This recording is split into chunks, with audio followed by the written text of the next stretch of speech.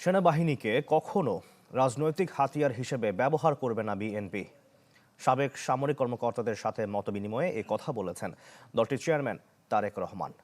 জানান, রাষ্ট্র ক্ষমতায় গেলে পিলখানা হত্যাকাণ্ডের দিনটিকে শোক দিবস হিসেবে পালন করবে তাদের দল। পুনর্বহাল করবে বিডিআরের নাম। জাতীয় নির্বাচনের আগে সশস্ত্র বাহিনীর অবসরপ্রাপ্ত কর্মকর্তাদের সাথে বিএনপি চেয়ারম্যানের এই মতবিনিময়। দিনভর উত্তরবঙ্গের ৩ জেলায় নির্বাচনী সফর শেষে সভায় সস্ত্রীক যোগ দেন তারেক রহমান। ছিলেন সাবেক সামরিক কর্মকর্তাদের পরিবারের সদস্যরাও। দেশের জন্য জীবন দিতে অনুষ্ঠানে পিলখানা হত্যাকাণ্ড সহ শেখ হাসিনার শাসনামলে নিপীড়ন নির্যাতনের সুষ্ঠু বিচার দাবি করেন বক্তারা। আমাদের ৫৭ শহীদ ফ্যামিলির একটাই চাহিদা, ইটস ভেরি সিম্পল, বিডিআর হত্যাকাণ্ডর সুষ্ঠু বিচার।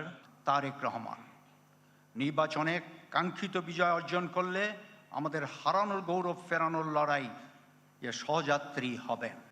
প্রধান অতিথির বক্তব্যে বিএনপি চেয়ারম্যান জানান, রাষ্ট্র ক্ষমতায় গেলে সেনাবাহিনীকে রাজনৈতিক স্বার্থে ব্যবহার করতে দেয়া হবে না। রাজনীতির চাদরে যাতে পেশাদারিত্ব আচ্ছাদিত না হয়ে যায়, এ ব্যাপারে সেনাবাহিনীর প্রতিটি কর্মকর্তা এবং সদস্যকে অবশ্যই অত্যন্ত সচেতন থাকা জরুরি। বাংলাদেশ জাতীয়তাবাদী দল সরকার গঠনে সক্ষম হলে সেনাবাহিনীকে অবশ্যই কোনোভাবেই রাজনৈতিক স্বার্থে ব্যবহার করতে দেওয়া হবে না। পিলখানা হত্যাকাণ্ডকে পরিকল্পিত দাবি করে দিনটিকে জাতীয় শোক দিবস পালনের কথা বলেন তারেক রহমান। জানান, দেশ সেবার সুযোগ পেলে বিডিআরের নাম পুনর্বহাল করবে তাদের দল। মুক্তিযুদ্ধের স্মৃতি বিজড়িত বিডিআরের নাম পুনর্বহাল করতে চাই।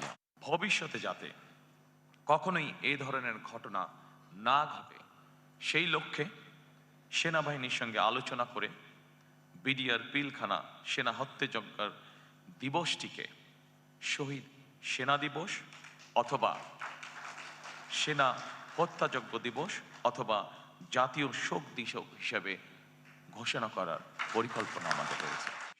রাষ্ট্র ক্ষমতার সুযোগ পেলে সেনাবাহিনীর সব দাবি পর্যায়ক্রমে বাস্তবায়নের অঙ্গীকারও করেন বিএনপি চেয়ারম্যান। নিজেদেরকে সতর্ক। শাহনেওয়াজ বাবলু, চ্যানেল 24, ঢাকা।